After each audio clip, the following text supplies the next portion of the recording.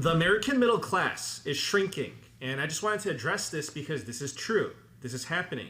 And wealth inequality is just getting worse. So there are clear reasons for this, and I want to walk.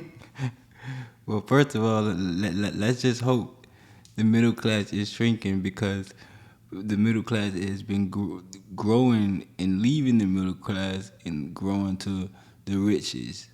Let's just hope that's why. Walk you through them.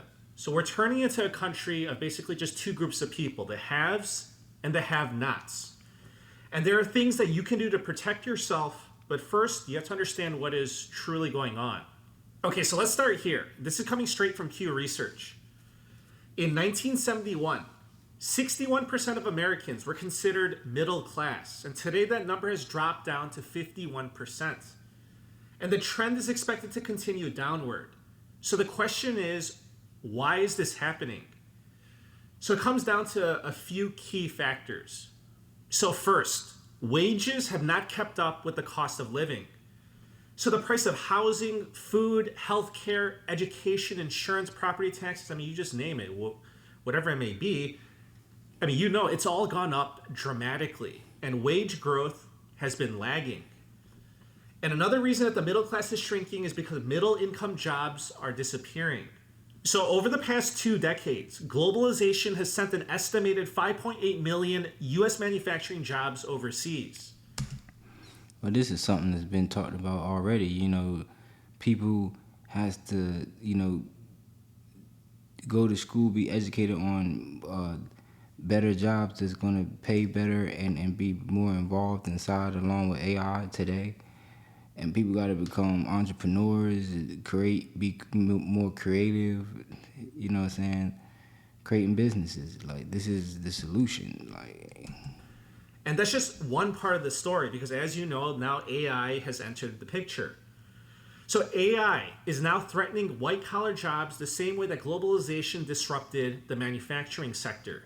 And another reason why the middle class is shrinking is because of inflation.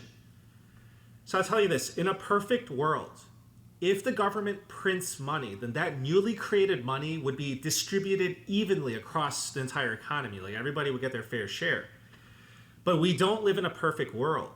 In reality, the elite class, the politicians and the donors, they receive the bulk of the newly created money first. And another thing that you have to keep in mind is that an inflationary environment actually favors the wealthy. So when inflation rises, the cost of everything goes up. Groceries, gas, housing, it all becomes much more expensive. But who's going to feel the most economic pain? It's not going to be the rich, because they're the ones who own the majority of the stocks, the real estate, private equity, their businesses. They're all going to rise with inflation. So it's going to be the people that are living paycheck to paycheck who are going to suffer the most. They don't get relief. They just fall further behind. And the result? Well, the result is that the rich are going to get richer and the poor will just get poorer. And climbing the economic ladder is going to become even harder. And it makes the American dream, harder to reach. And for many, just harder to believe in. Now,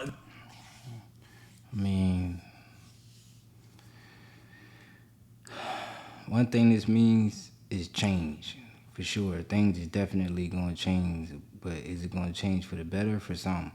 But for some, it's going to change for the worse. And like they say, the have and the have-nots. I guess if you have, then it's going to be lit. It's going to be good for you. The have-not is going to be tough. But it's not. I wouldn't look at it in a spooky fear way, like, oh my God, panic. It's like, nah. If somebody doing what you're doing now, it's like you can do what you do now, but just do more. Everybody has to really look forward towards growth.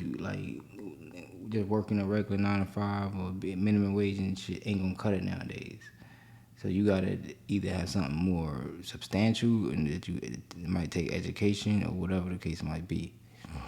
This is where things get even worse, because to survive inflation, millions of Americans are turning to credit cards and also personal loans just to stay afloat.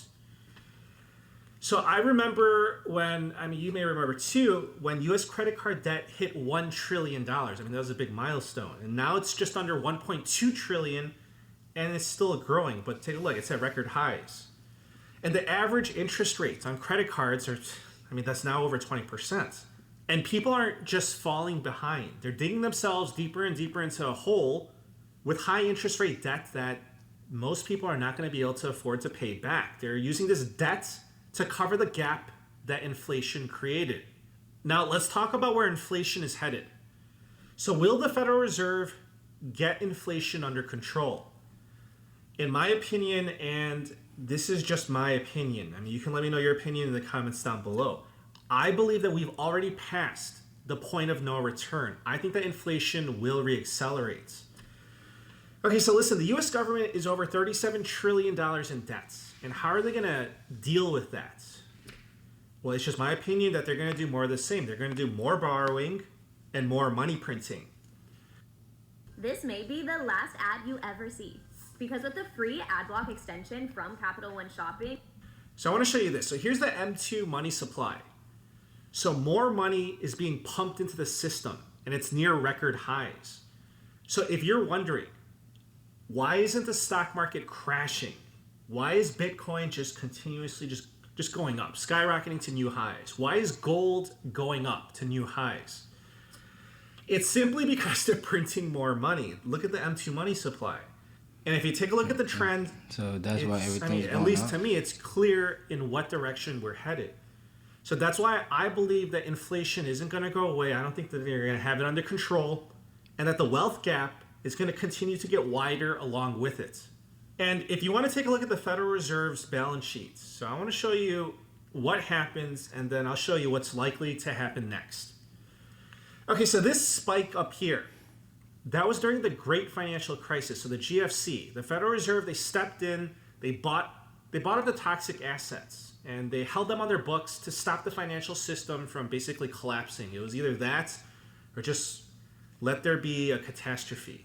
This is crazy, man. Okay, then it happened again during the pandemic. The Federal Reserve, they had to step in once more to prevent a complete economic and financial meltdown. Now, I just want to tell you that the next crisis that could send the Federal Reserve's balance sheet off the charts, like literally, at least from this point of view, is expected to be a sovereign credit crisis.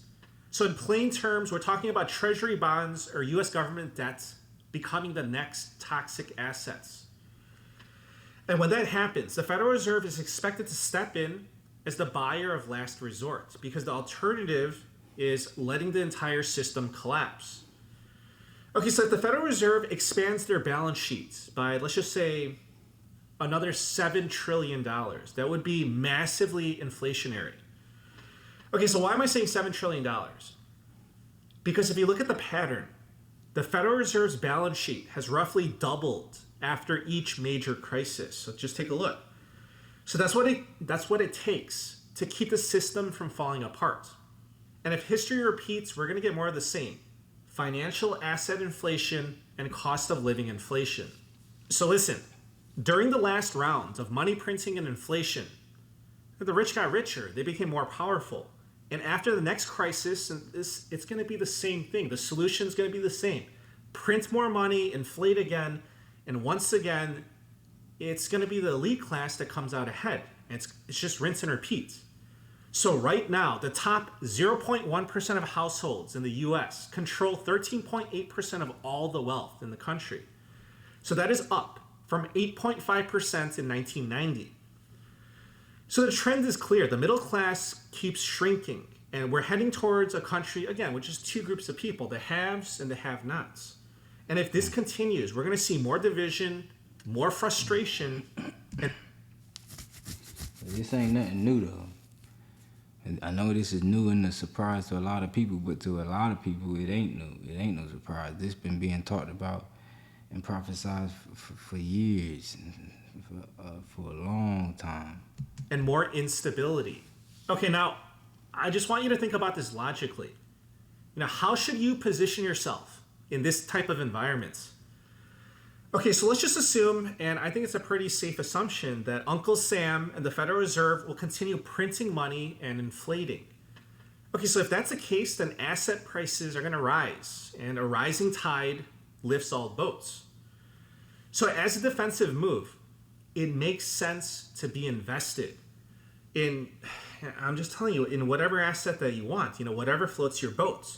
It could be stocks, the stock market, index funds, gold, silver, precious metals, crypto, you name it. Again, whatever floats your boat. Damn, this is deep right here. He telling you if you don't know, boy, this the time to invest. That's crazy, yo. Personally, I believe in diversification. So I spread, my investments across a variety of things. Okay, but that's why I'm not sitting on the sidelines holding a big pile of cash. Yes, I do have some cash for liquidity purposes. That is important. But if we get a dip, I'm putting my money to work because I don't want to lose out to inflation. Okay, now if I had to make a prediction, this is what I see coming. And I don't think that this is too wild of a prediction. I see another economic crisis followed up by just more government bailouts. Where's that money going to come from? They don't have the money, so they're going to print the money. And with that's going to come more inflation. And with that's going to come more wealth inequality. So that's why I'm taking these steps to protect myself right now by getting myself invested. Okay, so I just want to end by saying this. Today's video, it was just so important for me to present to you because, so many people, they don't understand how damaging inflation is from a country's perspective to the people, because what it does is it creates more wealth inequality. It makes the rich richer and the poor poorer. And the gap is just widening. All the stats show that. Anyways, that is your update for today. Please subscribe. I'll keep you updated on this whole situation.